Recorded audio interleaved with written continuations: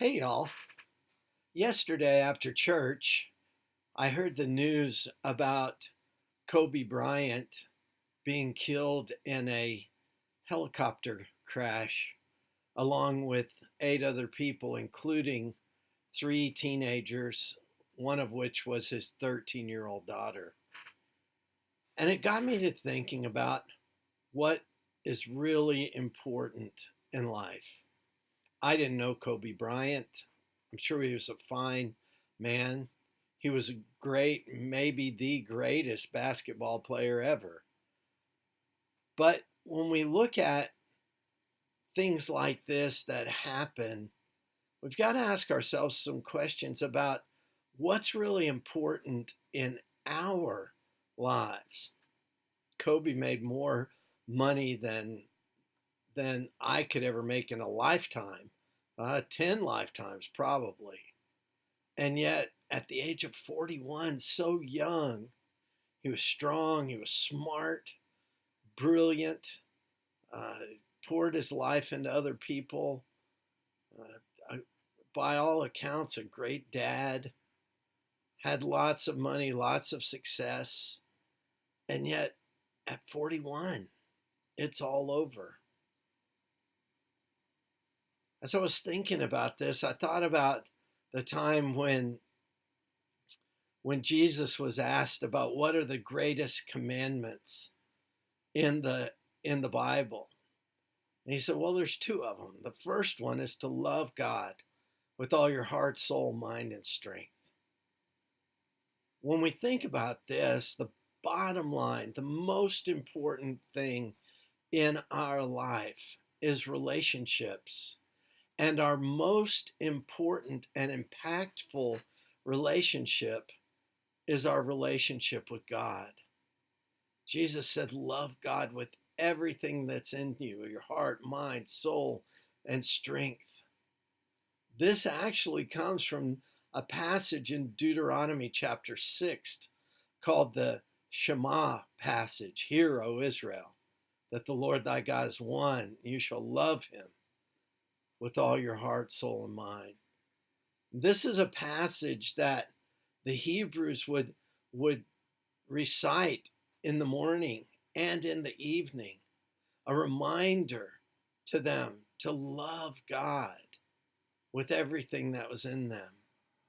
You see, no matter how successful we are, or for that matter, how much of a failure we are, the bottom line of our lives is not what's in our bank account. It's not the trophies that are hanging on our walls. It's not even the accolades that someone might put in our obituary.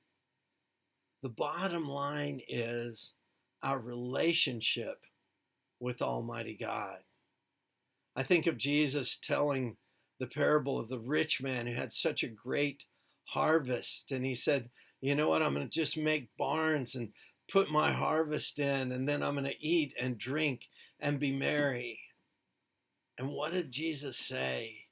He said, this man was a fool. Why? Because today your life will be required of you.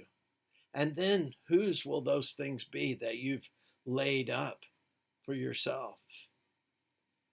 As we think about the things that we keep us up at night, the things that we worry about and struggle with, the material things of this world will not go with us into the next. And when we understand that our primary purpose on this earth is to have, develop, and grow in an intimate relationship with Almighty God, then our lives make sense. But Jesus didn't stop there when he said, when he was asked about the greatest commandments. Love the Lord? Absolutely. But then he said, and you'll love your neighbor as yourself. That means that we're here on this earth. And whereas our relationship with God is of primary importance in our lives, our relationships with others is also vitally important. Those 9 people who got on that helicopter yesterday, they got up and they brushed their teeth and they got dressed, and they didn't think about the fact that yesterday was their last day on earth. We all only have a limited time. Use that time to tell the people around you that you love them. But even more than that, use that time to show them how much you love them. Show them that they're important in your life.